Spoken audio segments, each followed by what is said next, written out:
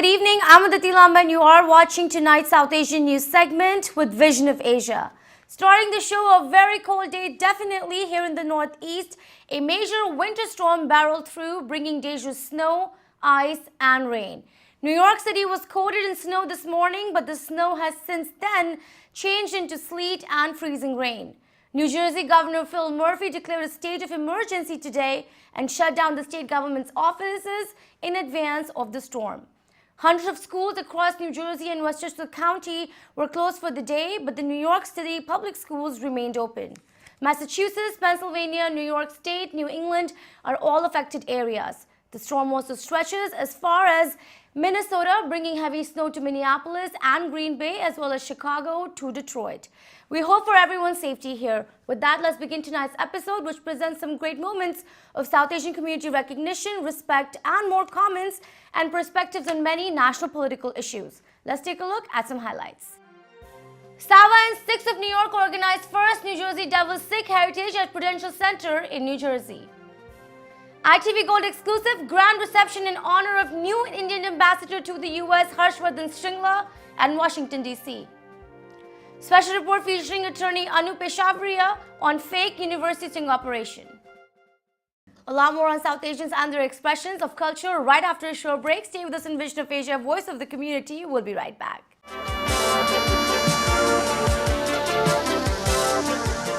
Welcome again, I'm Aditi Lamba and you are watching Vision of Asia South Asian news segment. Let's begin the episode tonight taking a look at a recent event which showcased a great moment of strong bipartisan support for India in the US Congress and amongst the American people. The co-chairs of the Senate India Caucus and the Congressional Caucus on India and Indian Americans recently welcomed the new Indian ambassador to the US, Mr. Vardhan Shringla, at a congressional reception held at the Capitol Hill in Washington, D.C.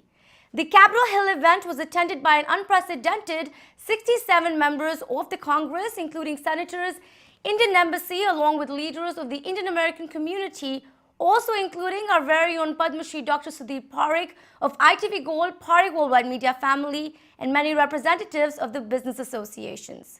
New Ambassador Vardhan Shringla thanked Indian American diaspora for serving as the cultural ambassadors of India and contributing to a strong foundation of strategic partnership between the world's oldest and the largest democracies.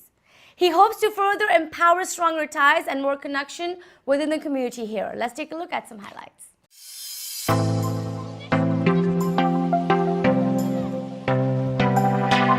India and the US are countries that have a natural affinity and mutual attraction. We are very grateful to many of our Indian Americans who are here who have, as I said, come all this way. Some have come from the West Coast, some have come from the southern part of the United States, some have come from the far north. And all of them have come with the same objective to see how they can encourage us to take this relationship forward, how they can help us in connecting with their elected representatives, and how we can together strengthen that very, very valuable relationship. This is an amazing event. So many congressmen. This is absolutely fantastic. Thank you. It's an honor for me to be here, not just to salute the new ambassador, but also to salute the Indian American community, which is such a very, very important part of the fabric of America. I am grateful for the opportunity to be here today on behalf of the people of Virginia's 7th District to welcome the ambassador to the United States. And we are very, very close by, so I hope he will spend much time visiting us in Virginia. There's a number of wonderful events that our communities hold throughout Central Virginia, and I look forward to welcoming him. Thank you so much, and welcome, Ambassador. In celebration of welcoming the ambassador, I am introducing a special piece of legislation that will create the Congressional Gold Medal in honor of the 150th anniversary of Gandhi, and thanking him for his many gifts and leaderships to the world. Looking forward to working with them. There are a lot of issues, including skilled immigration, the visa system that we have to fix, and we're going to work to get those things fixed because our Indian American community is adding so much and so much talent, and we need to help support that, and we're going to work to continue to do that and work with the ambassador to make sure that the relationship between the United States and India continues to thrive. Our two countries are bound by deep ties that are shared values, economies, and strategic cooperation. I represent parts of Queens, which is home to a vibrant Indian American population, and I'm so thankful to be able to work with them in so many areas. I've also been a proud co-sponsor of the resolution expressing support for India's inclusion as a permanent member of the UN Security Council. So as a member of this subcommittee on the House of Appropriations, State and Foreign Ops, I look forward to continuing our partnership and cooperation together. Thank you so much for being here. The relationship between the United States and India is stronger than it's ever been, Mr. Ambassador. And I believe that the relationship between America and India is the most important international relationship for the next 50 years. Because India shares our value respecting its people. They participate in the modern economy. They're democratic. And they're trying to make their surrounding communities better places. And they're an important countervailing force to some other players in that part of the world.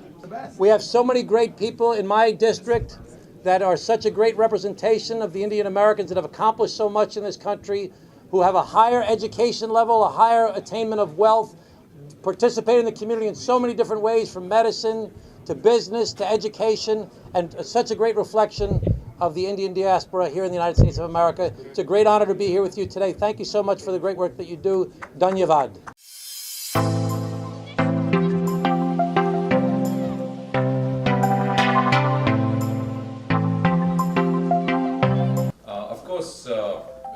What we have also found is that mobilizing and motivating senators and congressmen have to come from their constituencies.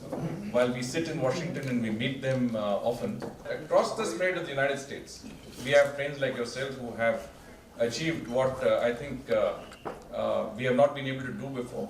And the reason we have not been able to do this is not because of lack of trying, it's because our time has come. Yes. It is as simple as that. Yes. I think today the relationship is such, the sort of partnerships that we are forging and are able to forge with the United States, whether it is in a global partnership, it's a regional partnership, it's a bilateral partnership, it is the Indo-Pacific, it is Afghanistan, it is business, trade, investments, it is across the board. Defense, of course, needless to say. And this is a partnership that is predicated on a very important factor, the success of the Indian community in the United States. We would like to welcome you here, sir, and we are looking forward to work under your leadership, and we would like to repeat even better results what we did as a civil nuclear deal, or formation of the India Caucus, or formation of the Friends of Senate for India. So, sir, we are looking forward for your guidance, support for future next 3 years of US-India relation. Let's now take a look at a special report featuring immigration attorney Peshawaria on the recent fake university sting operation affecting several Indian students. In multiple raids last month, US federal authorities arrested 129 Indians enrolled as students in alleged fraudulent university named University of Farmington in Metro Detroit area and working across the country. It is currently unclear if the detained students are frauds or are victims of an immigration racket. The Indian government Ministry of External Affairs has continued to closely monitor and is taking proactive measures to deal with the detention of these Indian students. The reputed Indian-American lawyer Peshawaria is currently advising several Farmington students and recently spoke with ITV Go's Ashok Vyas on the concerns regarding the current crisis and also what lies ahead for these young Indians. Let's take a look. Just trying to understand more how these students who look at maybe through website and they come to know about a university which offers certain courses, and that way they also get opportunity to legally stay in America. I believe most of them ran out of their F1 student visa at some other university and then they wanted to stay. So what is legally it that prevents them from applying for another university, and if that university helps them get extension of visa or another student visa. So are they at fault? I mean, looks like they are following the procedure. It looks like that they're following the procedure, but most of the students who have come here, they have certain issues, certain responsibilities. That's what the United States government is saying. They're supposed to do due diligence. They're supposed to make inquiries. Now, the question is, from person to person, you have to see whether they made inquiries or not, whether they knew about the procedure or not. So 90% of the students who come here usually know what are the guidelines of OPT, what are the guidelines of CPT. They usually know because they've been here for 2-3 years. So when they knowingly do something, that is the issue in this case. So whenever a person can be charged, they can be charged with in two ways. One is if they had the intent to do something. Secondly, did they really do the action or not? So there are some students who have not done any action. And there are some students who did not have the intention. So this is what the issue is. Every case is different from one person to another. So while at the one hand, United States has done a good deed by trying to catch people who are perpetrating fraud, but at the same time, the manner in which it was done is what is an issue here. In a manner that you want to catch people who are doing this, can you risk the lives of hundreds of others who don't know about it? So on the face of it, you are having 129 students, but 600 students have been affected currently. They are in various detention centers for the last 10 to 11 days. They're sitting in detention centers, and detention centers are far, far away from the city. So to reach even one particular detention center, you have to take a flight, and then from there you have to take a 3-4 hour drive to reach. So how many people are able to reach them and meet them and figure out what really happened? So the way this university, fake university, was set up by the authorities themselves, looks like they are also partner in crime in making it happen. If the students were allowed to legally visit India, come back and function normally, then if they are at fault, then these authorities are also, if not equal, they are at fault. Absolutely, absolutely. That's why what we need to now do is figure out what lapses were there from both sides. What lapses were there from the government of the United States? What lapses were there from the students? Who is responsible for how much? And what is the current situation? Who gave them this wrong information? But at the same time, the anti-immigrant time this has happened is very unfortunate, because at this time there is already an anti-immigrant sentiment in the country, and this is like another nail in the coffin. Do you think it is needed that the local Indian American community should work in coordination with their representatives here, US congressmen, senators, etc., to have a proper resolution of this situation? See, how the local community can help is to get the number of people who have been duped. The local community should make a list of people who have been duped and then consult an attorney what can be done. So, which I find a lot of them are very helpful. But unfortunately, what I find is there are so many community organizations that each of them are working in tandem. They do not work together. So the problem comes there, where one organization is going in one direction, another one is going in another. That's why I say that eventually the person who's affected individually will really have to fight for this case. Everybody is trying to do a good job. The community organizations are doing a good job to help them. The Indian government is trying to find out where in far-flung these areas these people are stuck. But as far as things like deportation is concerned, nobody can force anybody to be deported, and nobody can stop also anybody to be deported. So what is being said is not correct, because if the court orders deportation to the student, he will have to go. And neither can anybody forcibly send somebody. So this is the question which only attorneys really who know the law can really give you guidance on this. And if government is interested, they could hire attorneys. But unfortunately, the government only relies on community organizations which are free. So anything that is free to the government is very good. Anything that is paid is not required. One hopes that we should be in a position to avoid such situations in future.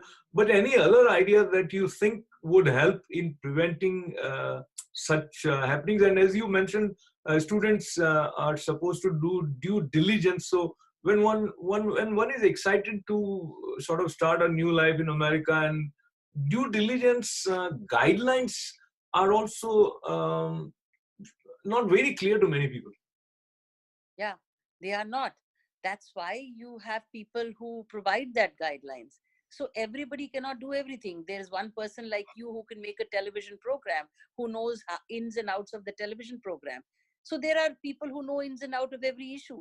That's why governments need to have such professionals who can tell you what should be done or not done, and you can hire them to give educational workshops to people.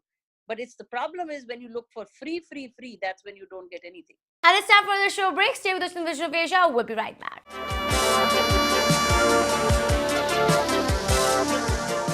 And welcome back. You're watching into Vision of Asia, bringing you prime South Asian highlights from all across. We now have exclusive highlights from the recently held First New Jersey Devils Sikh Heritage 2019. National Sikh Organizations, Sikh American Veterans Alliance, SAVA, and Sikhs of New York proudly organized the event, a successful effort of Sikh cultural heritage awareness and education. The event celebrated Sikh identity by providing an insight into some traditional aspects of the culture, comprising of folk dance performances, traditional musical groups, and hundreds of Sikh Americans who came out to support diversity and inclusion. Highlight of the event surely was the turban tying produced at the event, which saw 800 turbans tied on many sport fans at the event with 800 bright red turbans. Let's take a look at some glimpses coming in from the Prudential Center event, which also honored the first Sikh American Mayor Ravi Bhalla and Lieutenant Colonel Kamal Kalsi, the Sikh American responsible for getting religious articles of faith approved in the US Army. Great event commemorating Sikh values of service, humility, and respect. Let's take a look at the highlights.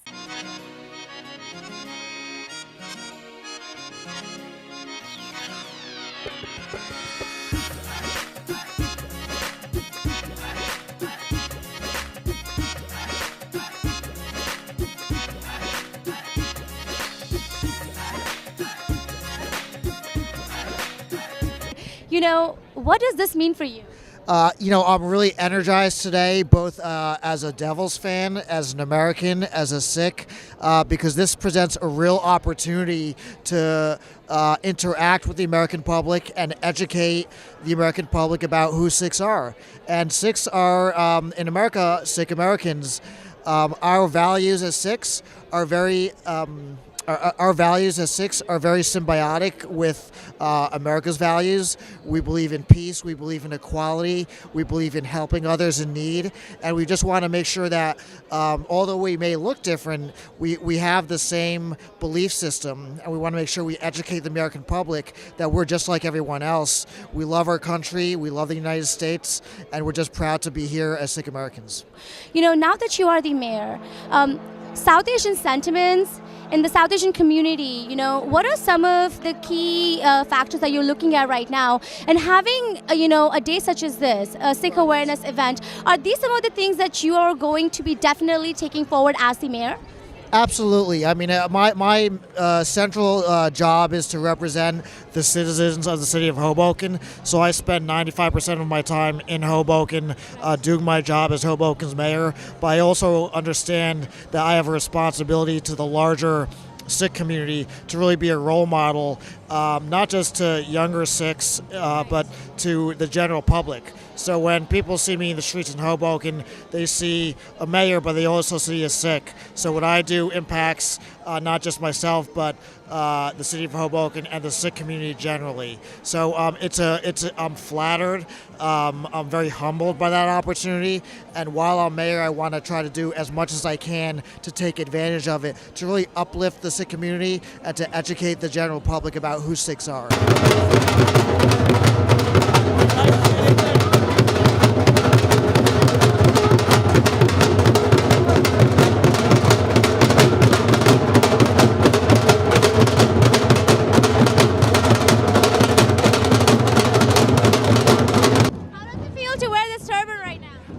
It's an honor. I've often wondered, how do you do it? And now I know. It's awesome.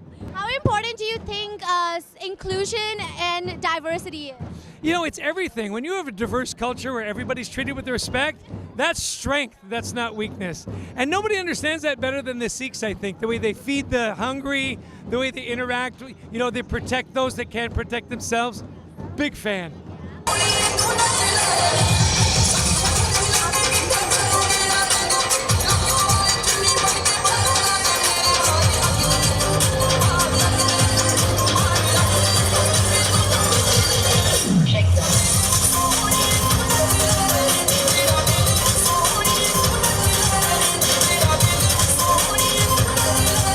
Why create such an awareness event at New Jersey Devils?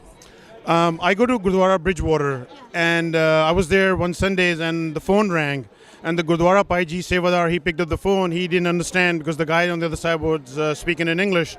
He said, "Binder sahab dekhna phone hai." So I picked up the phone, and it was New Jersey Devils. They said, "We want to do a Sikh Heritage Day with you, so you guys can come over and be a little awareness who you are, who you not are." This is the first Sikh Heritage Night happening here at the New Jersey Devils. It's a huge statement of mark now that, you know, we've seen Indian Heritage Nights happen before. We've seen different, you know, organizations have it, but to have a Sikh Heritage Night, you know, what was the concept behind it, Lieutenant Colonel? And also, what are some of the hopes that you have personally from these events? You know, the concept was to just be able to share the beauty of our Sikh diaspora. I mean, a lot of times folks see us and they are mystified by the turban, you know, and so that's why we're tying 550 free turbans on folks, everybody that wants to have it today, because it you know, when you tie a turban on somebody, something very magical happens. You know, it's not scary anymore. So we're trying to give them a little bit of information, a little bit of education about what it represents. You know, it's more than for me, it's more than an identity. It sort of stands for who we are. You know, back in the day, if you were somebody that wore a turban, people looked to you for help, for leadership, and I think that's still true today. You know, when people need somebody to help, Sikhs are always there on the front lines. Sikhs are there for disaster relief. Sikhs are there feeding the homeless. So we want to bring that to the American public and just bring a little more awareness of who we are and celebrate this diversity. Happy Sikh Heritage! This wraps up our segment of South Asian happenings for tonight. Send us your suggestions to get your voices and organizations on our show. Remember, write to us on events@itvgold.com or follow us on Facebook @itvgold. You can also now subscribe to our YouTube channel to watch many of our popular shows for free. Thank you for tuning in tonight. This is Vision of Asia and I am Aditi Lamba. Take care and be well.